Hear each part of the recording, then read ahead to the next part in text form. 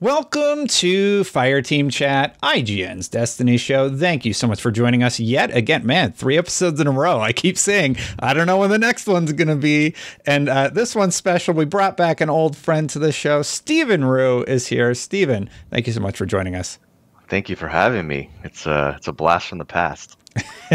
And thank you for joining us. In addition, thank you for joining us, Tie Guy Travis. Travis, it's good to have you again. McClunky. Happy to be here as always.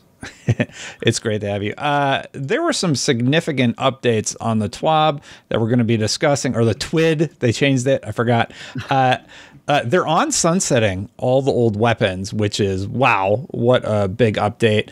Power changes. There's some very significant changes to how they're handling power, how they're handling your alt character power. I literally went, oh my God, when I read that part of the TWID.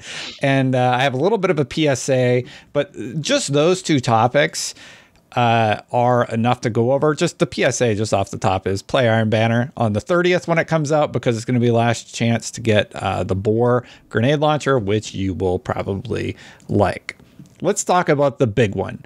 Bungie has made the decision to on sunset weapons. So it's kind of in there after they talk about how they're not going to, they're adjusting the powers and everything. But anyway, after thoroughly considering the problem space, we came to the decision to remove power limits from all items starting in the final shape. They say, we understand that many old power limited items have been dismantled by this point, and we regret that we do have no recovery mechanism for these. Going forward, we intend to reintroduce sources for most or all of these updated to modern Destiny sandbox standards with added properties such as origin traits and build crafting perks, as we have started to do with the Brave Arsenal in Destiny 2 Into the Light. Into the Light continues to be quite fun. I guess level 50 was borked there for a little bit. Still a very, very fun mode. How do you feel about this, Steven? Let's go to you first. You know, we on sunset you for the show, and I'm curious how you feel about them on sunsetting all these old weapons.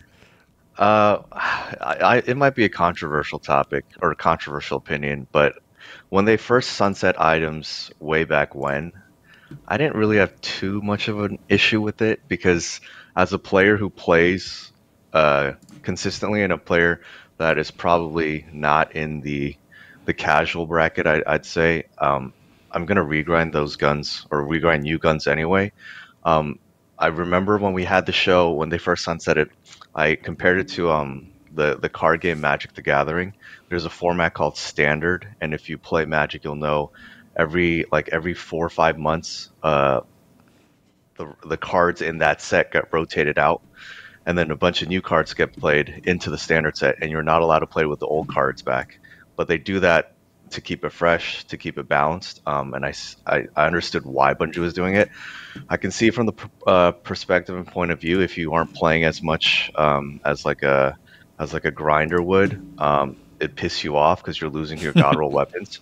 But now that they're unsunsetting weapons, like they said they're going to bring back all the guns. All the guns in the current meta right now are way better than the sunsetted weapons. They've already butchered Master of Arms on Recluse and things like that. So it's not, I don't know. To me, I was just like, okay, that's cool, but it's not really that big of a deal. I'm sure we're going to talk about this later, but the only weapon, I can only think of one weapon that would make some kind of relevance, and it's in PvP. And honestly, who's playing PvP nowadays? Which one? It's the Mindbender's Ambition shotgun with quick draw and slide shot. That's right. And all that. Yeah, you can't get that now. So that's going to be really good. But like I said, who's playing PvP? Travis, what are your thoughts on it? I've long since deleted most of my gear. I have a few that I saved from the Black Armory because I'm just like, you needed these to do one of the puzzles, and I never want to be like left hanging where I need a Black Armory weapon. I saved my Last Wish pulse rifle just for a keepsake. Did you save anything, or have you been a hoarder, or did you move on and delete them a long time ago? I am not a sentimental person at all in life and in games, and so yeah, I deleted my vault. Probably has like 200 guns at most in it. Like my vault, I don't even use all my vault space. I just get rid of the stuff that doesn't matter anymore.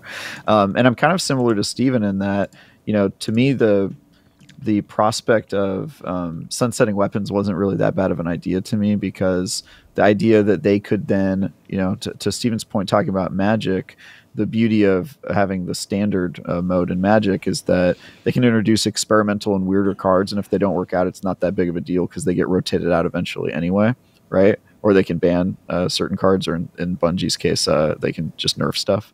So I didn't think it was that big of a deal. I thought that the way that they implemented sunsetting ended up being a disaster, which is they basically just reintroduced a bunch of old weapons and didn't introduce enough new ones soon enough. And so it kind of just like starved the sandbox a little bit. And I totally understand why they reversed that. Apparently they didn't think that they could actually keep up with creating as many new items as they would need to make sunsetting real. So I understand why they reversed it. This reversing of the old sunsetting, which is like a reversal on top of a reversal, is very bizarre. To Steven's point, pretty much all of those weapons have been kind of eclipsed by more powerful stuff anyway, which is my guess on why they're doing this, right? It's just something that is probably healthy for the game, that everything has relevant power and they can get rid of those old rules, and also because it's not really a threat to them because none of those guns are that relevant anyway. And also the whole reason that they started sunsetting was because they were worried about power creep, and as we learned, power creep happened anyway, because players just expected more powerful things. They weren't going to grind unless they could find a more powerful version of what they had. And so power creep kind of happened regardless, and I think that's probably why they're doing this. So it's a little odd. I will say my main thing is that now I think Bungie's lost a lot of credibility when they tell us like, hey, don't worry, you can delete this item in the future, just because they did say to everyone, they reassured so many times like, no, these are gone for good, you can get rid of them. And now they're like, maybe you kept it, and if not, we're going to reintroduce ways for you to grind those again, which is pretty painful. But it is funny to see all the paranoid folks that were holding on to their weapons all these years finally get rewarded. That is crazy. And there you go.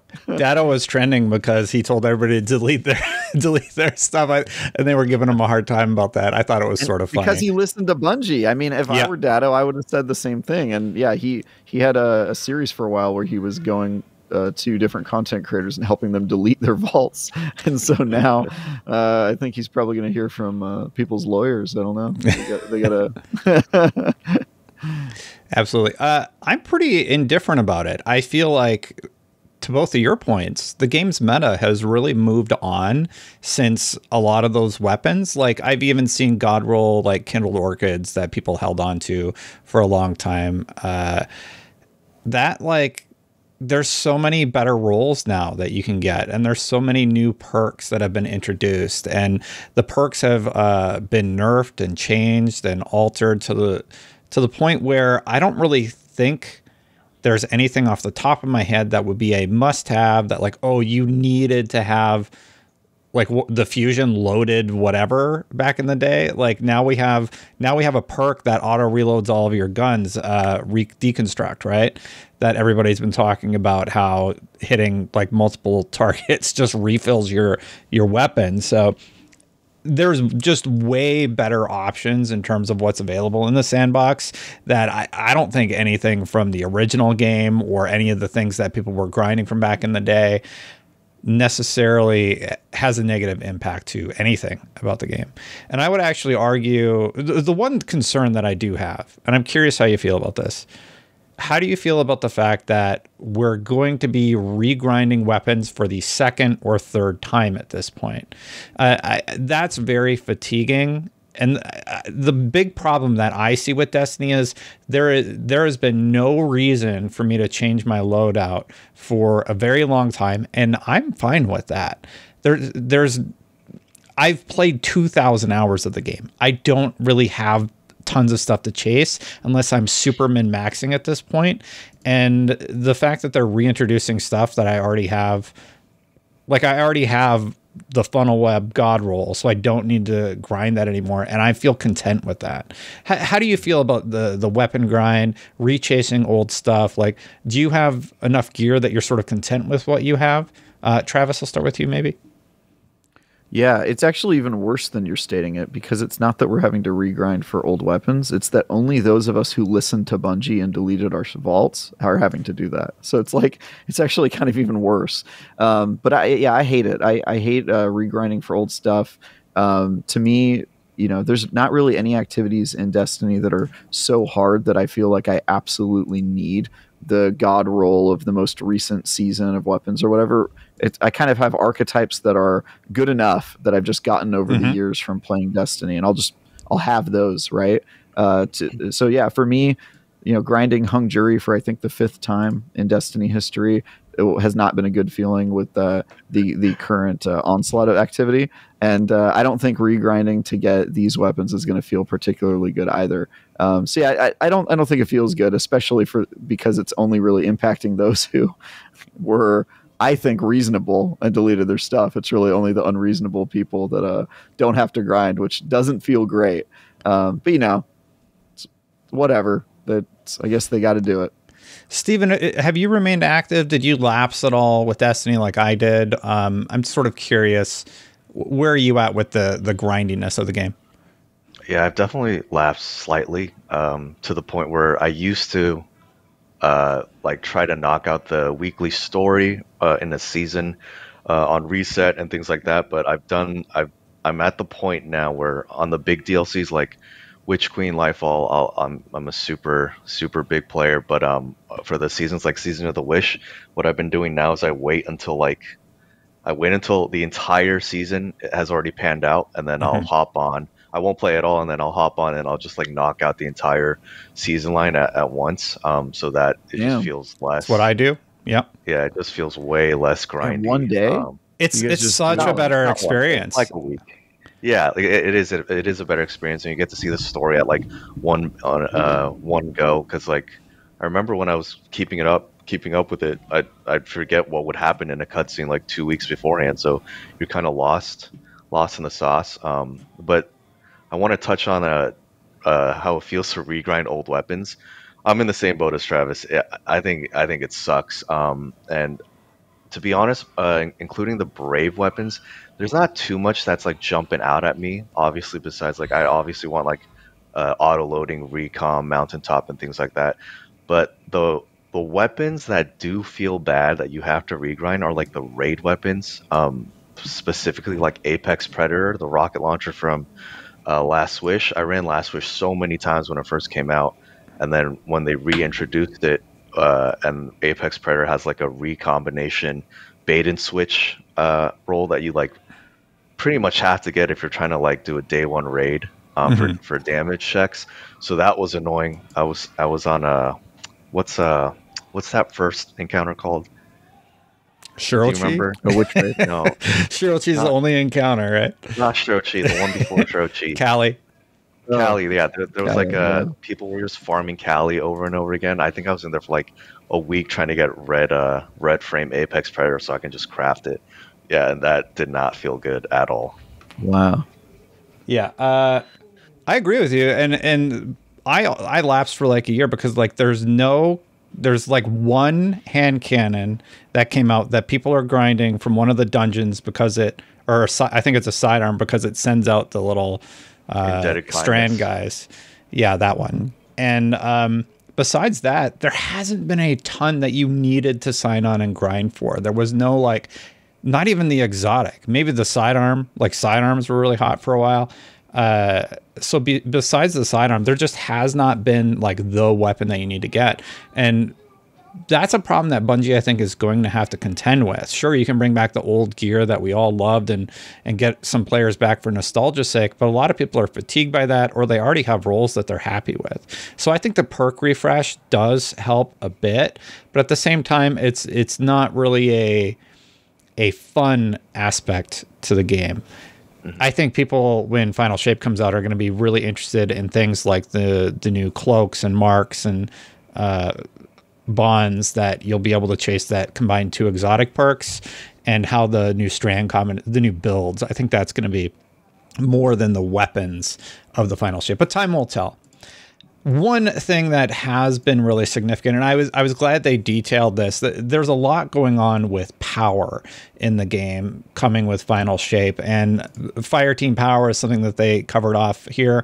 So here what you're looking at, basically to explain it, you have a 2000 power player, a 1950 and a 1950, and you can see from the 1950 player's perspective, they have been brought up to 1995 so that they can take on the expert level Nightfall. I think this is a very welcome change. It means like players like myself who are either coming back or still haven't managed to grind to whatever the new power level ends up being are able to still participate in activities. It's like, look, I know how to do Nightfalls. I've done them. They're probably one of my favorite activities. I really enjoy Nightfalls, and I really enjoy Strikes actually lately because they're sort of chill. You can crank through them in like 10 minutes. My least favorite activities are like PvP, where this would not be impacted at all because power level would be disabled. And that's one facet of the power level change. In addition to that, we also found out that the power changes are significant. We have a new power floor. I'll just bring that up really quick because this is also of note. There's a new power floor that we need to discuss. Basically, your power floor is 1900. The soft cap is 1940. The powerful cap is 1990. And the pinnacle cap is 2000. Nice round number to end the Light and Darkness saga for Destiny. And if you complete the legendary campaign, of course, you're brought right up to 1960, 20 into the powerful band, giving you a head start towards getting raid ready for contest mode, which is 1965 power. So you're only 5 away if you basically beat the campaign on that difficulty level. I really like this. The one thing, sorry to get through all the updates for the viewers, and I'll get to the panel here in just a second, but I literally gasped out loud when they talked about account-wide power. We're lowering the barrier to entry to play multiple classes by introducing account-wide power. Starting in the final shape, the gear rewards you earn on any character will drop with a power level relative to the highest power character on your account. Level up the power of your hunter, like Destin would, and then you can switch over to your Titan or Warlock. The gear rewards you earn will be around your hunter's level. So now you're not talking about having to grind from 1600 or 1900 with the new power bands. You can just start playing on your alt characters, and you don't have like a catch-up mechanic or anything like that. This is an incredibly welcome change, in my opinion, because as somebody that likes to just do one character, I don't want to like get super grindy with the alts. I do wonder if that has a negative impact on their overall player retention metrics, but it's better from a gameplay perspective. So I am stoked about it. I'm curious, Travis, sorry, Steven, I went to Travis first last time. So how do you feel about just the power grind in general, and what are you thinking about these adjustments? A win or a loss? I think overall it's a major win. They should have added that account-wide power thing in Destiny 1. Oh yeah, it was so annoying. I don't know if you guys remember, but starting on the one character that you don't want to play, and then going to the second character, and then ending with a character that you do main, in order to just have that be the oh, highest. That's right. Light, yeah, Yep. because you want to like knock out the pinnacles on like the character you don't play, and then that grind was terrible. I mean, we did it every big Raid? DLC, but yeah, that was a terrible grind. So I'm really glad that they introduced this. I'm a little curious as to what they mean by around, because they say around the power of. Probably like, well, they talked a little bit about how the drops are going to work. So if you pull it out of the vault, it's -5. If you get it from a vendor, there's also vendor changes that I forgot to mention. The drops you get from vendor will be like -3. So they're a little bit more compelling when you actually go to your vendor. I have to imagine it's like that. They did not specify, so I'm just putting on my theory hat. Yeah, I mean, overall, I think it's huge. I'm also glad that the day one contest power is 1965, which is only 5 higher than what you would get if you complete the campaign on legendary. So it doesn't seem like the grind's going to be too crazy for day one. Another thing that I've never liked the power that is included in the artifact. I've never been a big fan of that, so it's kind of curious to see that they're making grandmasters and people who like solo dungeons. It's going to be easier for them because as far as I remember reading, they're lowering they're keeping the grandmaster difficulty at a certain level, but then you can grind the artifact to +5, so you're closer to the enemies in that activity. I thought that was a little interesting, but yeah, I've never liked the whole artifact grinding thing. People just AFK in places and set up a macro to grind up artifact power anyway artificially. So I don't know. I wish they got rid of that too, but everything else has been like a huge resounding W. I'm not sure about the whole artifact power thing. I think the artifact power is really stupid personally, because what people do is you just farm bounties, and the most optimized way to do that was like grinding lost sectors. At least it was back in I don't know, a few expansions ago. But I don't find that super fun. I don't find that to be a compelling gameplay loop, and I think there's better ways to... They need to do something with the artifact and how you gain that power, because right now it's really just dull. You know, it's like, oh, so I need to farm bounties? Like, that's your grand design for how I power up my Guardian to be able to do Grandmasters? I don't think that's interesting. Travis, what are your thoughts on just power grinding in general? Well, I'll do you one better. Not only is the artifact power stupid, but power as a concept is stupid.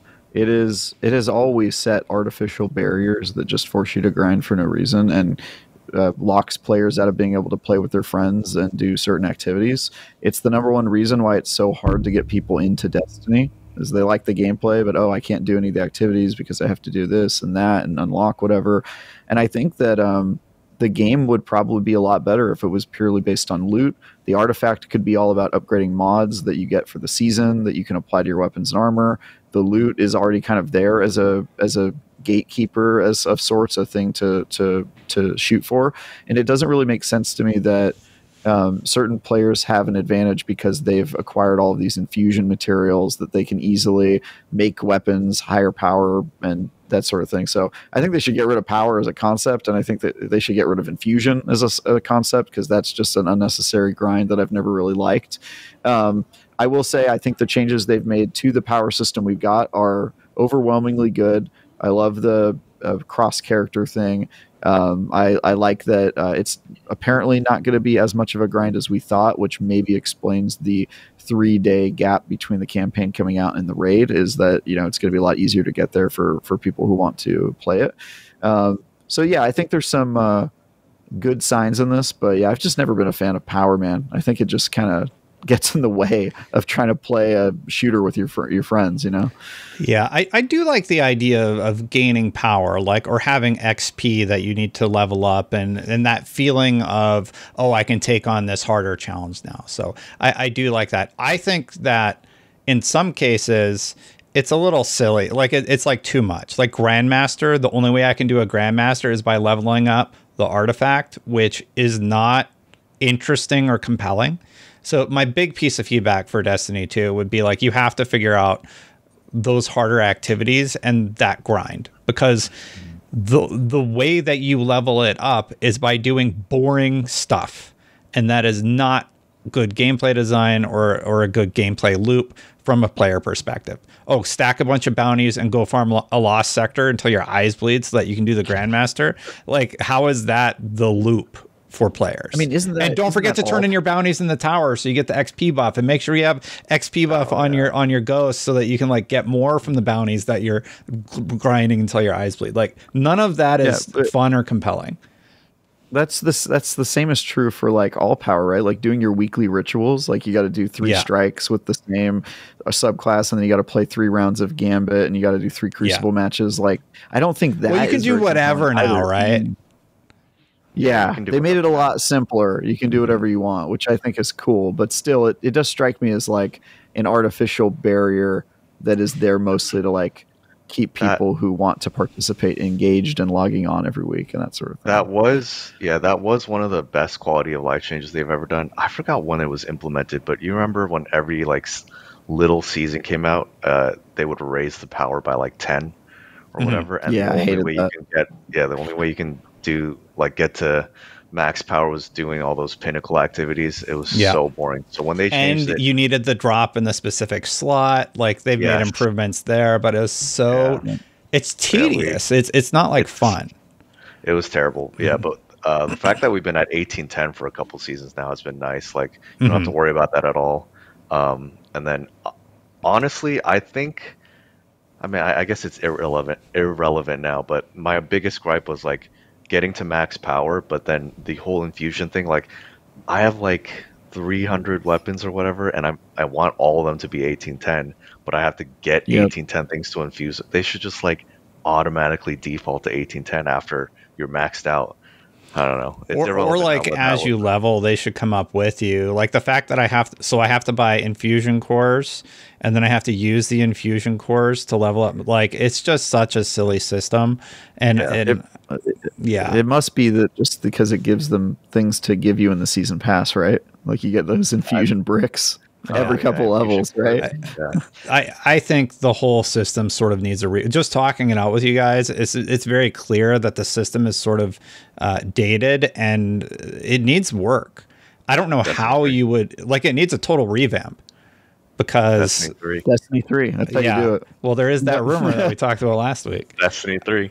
Yeah. Well, I think I was not on team Destiny 3 is going to happen for sure, but when they announced that they're unsunsetting old weapons, that has now made me like, all right, it's happening, because there's no way they rip the Band-Aid off and say screw it as much as they're saying it now. So I am curious where they're going next. I mean, Sony is not going to let them stop making Destiny. It's their biggest cash cow. It's like what's keeping the studio up.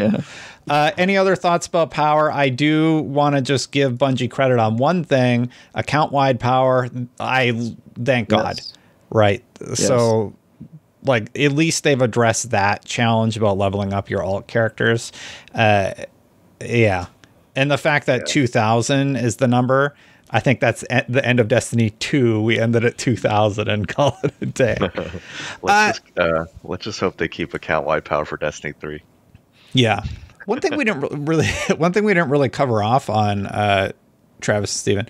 We didn't really talk about how the episodes, like the first one is coming out the week after right after the raid is beaten. I can't remember the specific timing, but it's very shortly after the final shape launches. I like that a lot. And I imagine episodes 2 and 3 won't be that far apart. Do you like that they're reducing that wait to conclude the story truly for this? I know you said you were because you're on the review, Travis, but what do you think about the episode strategy?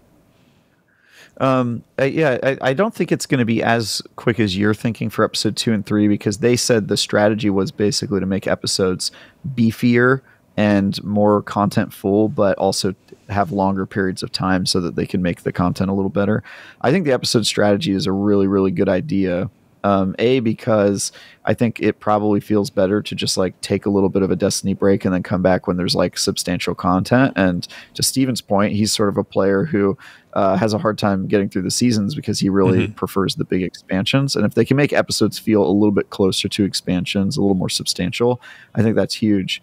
The other reason I like episodes is because it seems like their strategy is switching away from trying to do an annual release every year, which I think is necessary. I mean, we kind of saw what happened with Lightfall when you really try to force out like an expansion every single year. And so I think it could be good if they just have this standing model of like, we come out with episodes, the episodes aren't tied to a 3-month cycle. They just kind of come out when they're ready. And then the expansions are no longer annual. They come out when they're ready. And I think that will do wonders to the quality of Destiny and the online reputation of like how fun Destiny is with each of its expansions. Even if the trade-off is that maybe people take breaks from Destiny and their daily engagement sign-on numbers aren't as good. So I think it could be a really good move for the health of Destiny. And I'm excited. I mean, I don't think season 1 is going to be included in my review because my review is about the Final Shape expansion. But I am excited to just like have that waiting in the wings right after we're done with The Witness. So that could be really cool. Steven, what do you think? I agree with Travis. If it's beefier content, but it's spaced out, I'm all for it. People are going to drop off anyway. Like, I might quote or correct me if I'm wrong, but I believe Lightfall, when Lightfall came, the numbers were like insane, right? And then they dropped Yeah. off. They dropped off. Well, that might have been because the expansion wasn't as good as people were expecting. But like Exactly. people are gonna show up for the big ones. They might Yeah. not now because they feel like they got burned, but they're gonna show up for the big ones. I don't know. This is kind of like this is kind of on topic but off topic. Have you seen that clip of when they were first talking about episodes? I forgot who it was, but it was like a content creator, and they were interviewing with Bungie on the Bungie Twitch channel, and they were asking the question about what happens after the 3 episodes, and the person who was working at Bungie just like looked shell shocked, like he had no answer, and then Joe had to step in, and then people were basically analyzing that as, oh crap, like Destiny 3 is coming out after those episodes. So I don't know if it's like. If it's beefier content on each episode and they lead up to what Destiny 3 is going to be, if Destiny 3 ever comes out, I'm all for it. The last thing that I had on our Run a Show today was just a real quick PSA. This will be your last chance to earn rewards in Iron Banner. They called it out in the TWID. Attention Guardians, Valis Forge, formerly Iron Lord Saladin, will be back in the tower on April 30th for one final Iron Banner week before the final shape arrives. He is on better terms with Lord Shaxx lately. Check out the lore on your Brave Arsenal pieces. If you are looking for Tusk of the Boar, you should definitely farm that one, in my opinion, if you don't have it yet. Or the Multi-Mock CCX, that one's sort of so-so if you have like a Funnel Web or a Recluse and with a good roll. Now is your moment. And if you don't get them the last time, good news, we increased the drop rates for players that have not yet acquired them. So shouldn't be too grindy, and it's the last time Iron Banner is going to be here, so enjoy it for now, I guess. Do you have the boar, Travis, Steven? Yeah. I do. You got a roll? I don't. I got all the rolls. I got all the rolls I wanted. I have not touched Iron Banner since they made it like the new way. I just had no interest in that. I loved Iron Banner how it was, and they've just changed it, and I'll have to sign on and see what it's all about. That is it for our episode. Any final thoughts, Steven? Yeah, I was gonna say, well, Destin, if you miss Iron Banner, don't worry. They'll reissue a Strand wave frame grenade launcher eventually. I cannot wait. I'm gonna get right on that, Steven. 100%. Right now, I'm gonna do it right. They're reissuing everything. Everything they sunset is coming back, Destin, including Cade 6. So you don't have to wait too long. It'll unsunset everything. Well, I think it's time to end the episode on that note. We'll sunset this episode and we'll bring it back for the next one. I don't know when the next one's going to be for real this time, but these TWIDs have been pretty compelling. There's been like something pretty exciting every week, so we've been weekly, but still no promises. All right, we're going to get out of here. Steven, don't forget the point. We're going to do the point at the end, okay? We're going to get out of here, but until next time, everybody, Guardians out. Guardians out. Oh, that was so bad. Guardians out.